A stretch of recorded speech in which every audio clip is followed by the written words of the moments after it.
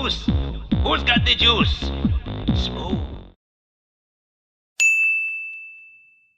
Get freaky, get freaky. Everybody in the house, get freaky. From the night to the day to the night where the ape is coming. Oddworld, a series that means so much to so many different types of people. I mean, seriously, if you look up the series on the internet, you will see fan art, people having tattoos on their bodies from references from the series, and you will see videos of people expressing their emotions and their experiences with this and their opinions, let's say. And because the series it's just impacted so many people in different ways, including myself. I was introduced to this series at a very young age. I believe I was around 5 or 6 years old, as we used to have the demo discs for both Abe's Odyssey and Abe's Exodus.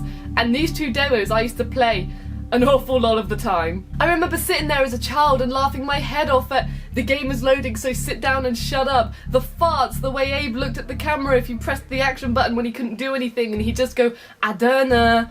I can't remember which one that was on. I just used to find it hilarious. And also the laughing gas. I used to find it hilarious seeing the Mudokons go ape shit, just running backwards and forwards going I used to find that hilarious because what can I say? I must have loved Mudokons on drugs back in the day. And I used to sit there and just imagine what the rest of the game is like. Just, you know, when you're so hooked on a demo, you just feel as if you have to play the rest of it. That's what these demos did for me. And when I finally played them, I was not disappointed. In fact, I remember loving this series so much that when I was a kid, I used to play imaginary games with my brother on this series. Of course, he had to be Abe because he was the eldest sibling and he knew more about the gaming world than I did, and I had to be the slave Mudokons who we'd have to try and rescue.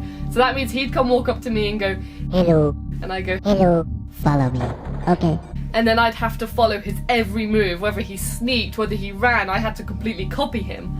But I also had the power to be a complete arsehole. What I wanted to be is I could be angry or I could be absolutely nuts. So if he came up to me and went, hello, I could just go, no, and just carry on working, or just go and just attack him, or I used to just run around going apeshit crazy, just go and then just go mad. Oh my god, I could, it was so much fun to be an arsehole while I wanted to be. But then when Munch's Odyssey came out, of course he still had to be Abe and I had to be Munch, and that meant that I had to hop around all over the place and have a really croaky voice 24/7. Or maybe not 24/7, that's a bit of an exaggeration, but you know what I mean. So I guess I got what was coming to me. I have played all the games in this series.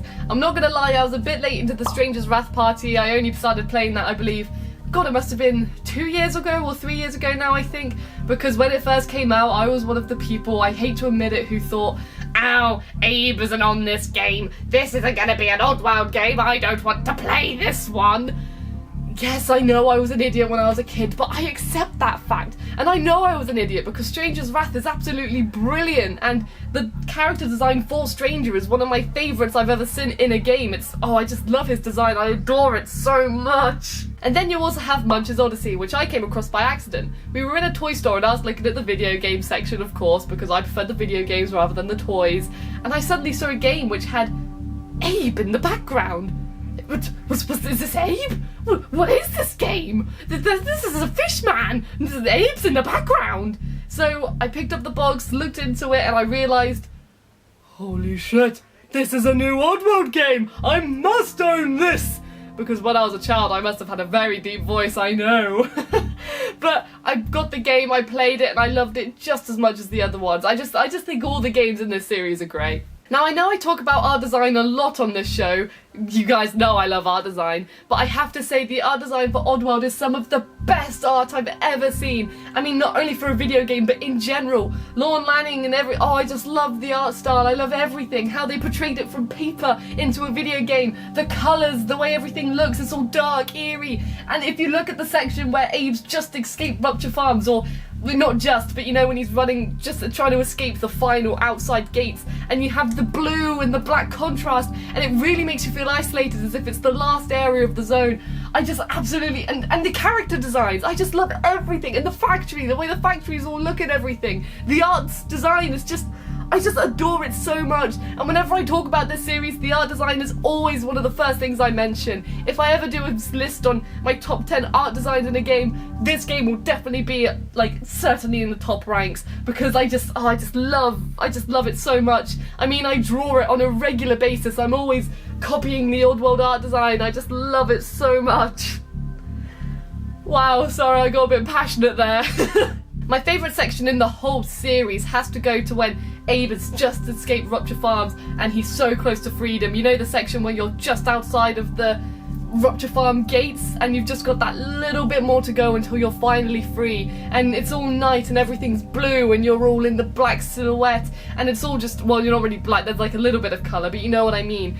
And it's so beautiful, and it's really intense as you're just so close to freedom. You can almost taste it, and you've got the security lights, the sligs, you've come across some scrabs and things. Oh, I just love it so much. I also love the music and the humour within this game. The music's so atmospheric, you just get so fully engulfed in the universe. I mean, half the time I didn't even realise the music was playing because I just sat there and I just got engulfed in the whole universe because the music just drags you in. You know, it just all comes so naturally. You know what I'm saying? It's hard to explain. You just forget it's there because you just get engulfed in the universe. This series has also provided me with some of my most nostalgic sounds within video games. I can't tell which one is my favourite or which one I feel the most nostalgic over, but I've got 3 in this game. I've got the one where it just flat out goes, you know what I mean? And I've got the one where it goes, I can't do it, I'm just going to put audio over it because then that sounds better. And then also the, you know what I mean, you know the sounds, I can't do them, I'm not an Oddworld creature, but they used to just completely spook me out, and I remember playing it, first hearing these noises, and I thought, holy, oh my god, mummy! And the humour within this game has always made me smile. I mean, I know this game has very serious themes and very serious, like, political meanings behind it, but the humour just always makes me smile and it always makes me laugh. Especially Alf. I mean, I love the section where it's like the Alf talk section and he's like, hello, my name is Alf. I had my first brew when I was with Abe in the desert. And it's just so great. I just love him so much. Can I share now? No. Just shut up.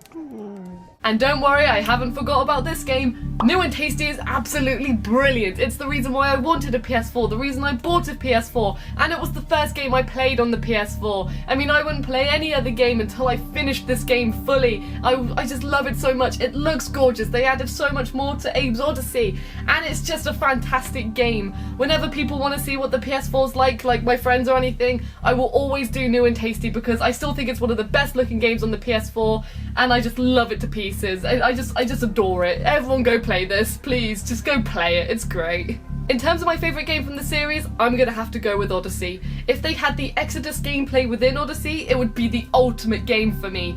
But for me, Odyssey, I've just got more memories with it. I feel the most I think it's the most atmospheric. I feel the most attached to it, and I just adore Odyssey so much. But luckily for me, New and Tasty had the Exodus gameplay within Oddworld Odyssey, so yay! But still, Abe's Odyssey is still the one for me. It's still the one I love the most. I just adore it. Play this series. Just go and play it. I freaking love it. I've got so many personal experiences with this, and I know you'll have a good time. So please check this series out. Tell me what you think, and I just love it. Okay? I'm sorry. I just love it.